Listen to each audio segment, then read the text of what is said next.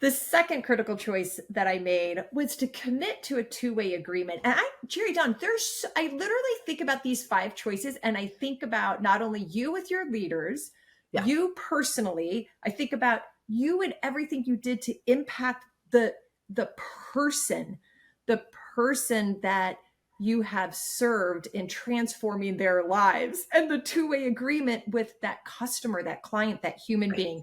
So anyways, I went off on a little bit of a No, tangent but there. you're right. It's everywhere. It's It's the most everywhere. impactful action. Yes. Yes. And what I experienced is that when I chose to commit to a two-way agreement with my sister and her husband, they took me in, and it was, basically a near contractual agreement, as I was recovering and getting clean Right. from drugs and all that stuff.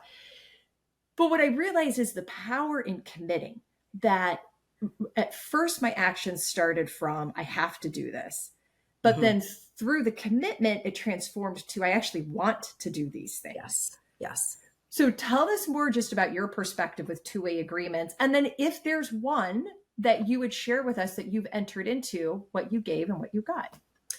Yeah, I think again, you're exactly right. That was at the core of Jenny Craig with our customers, our clients, was, really making that two-way agreement with them. I think when I think personal, Yeah. one of the examples I think of is my firstborn, my oldest son, Mm. when he, started his foray at the time into high school. And again, back to my transparency, I remember having a very open conversation with him about alcohol and about the parties he was Yes. probably going to experience and the temptations. And a funny story about my oldest Will is you tell me his name? Tell me his his name name. is Austin. Austin. Okay. And I can tell you, he was, and maintained this, he was defiant that there was no way he was ever going to touch alcohol until he turned 21. And by the way, he followed through on that.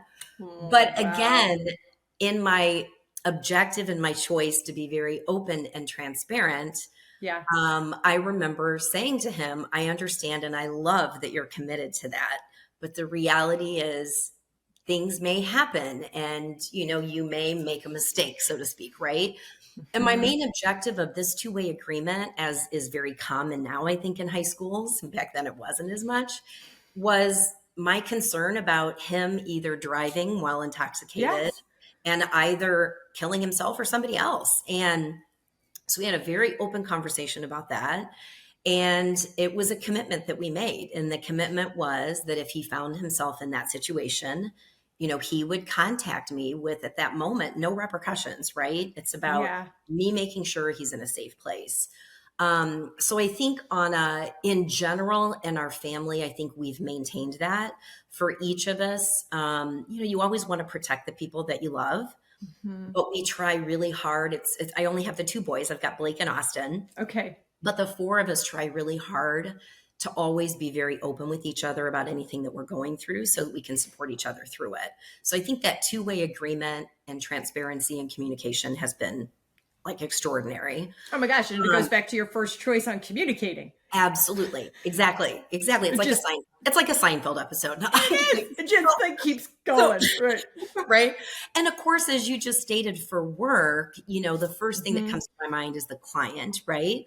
But when I, was really focused on the leadership piece, and any of my leaders can tell you this, I really do consider myself to be a servant leader.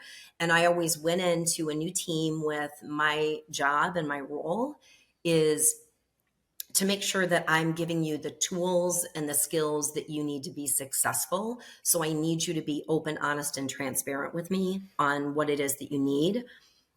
On the other side of that, I commit to you that I'm going to be open, honest, and transparent with Yeah. you on things that I see that, could use improvement or that are opportunities. And the expectation was that they're utilizing the tools and the skills and the things Yes. that we're working on, right? So, I'm giving you what you're telling me you need, but I can't go into your location and see that you're not applying the things that I was, recommending or that we agreed upon that you were going to apply. So, and it always worked. I never even had to Yeah. go there because it was just known that we were going to trust each other to follow through on the other side of the agreement. And Because that, at I the end mean, of the day, you it's about articulate. at the end of the day, it's about success, right? Yeah. And, I want to be successful. They want to be successful. We want the business to be successful. So, yeah. It's so I love the story, the accountability, the mute, an agreement that is mutually beneficial for all to be successful. You communicate, follow through. And all right, so here's something, and you can say no. Is there a two-way agreement in that you think you want to commit to in your life now? Is there anything new? I think honestly, believe it or not, even though we keep talking about it, again, I Yeah. lost my job in May, and it's not like I wasn't struggling before that. But frankly, my weight right now, I was, talking to my husband about it over the weekend. He's struggling as well. And again, I know that that's something that with my coach, I always had was that two-way agreement. So that's something that, this really got me thinking about that I need to put into play. Wonderful. Yeah. Awesome. Yeah. Thank you. Of course. Thank you for joining me for our Choose and Become interview series. You could find this episode and others at trishkendall.com. Just go to trishkendall.com/choose-become-interview-series. Or if you have a question or just want to leave a comment, email me, trish@trishkendall.com.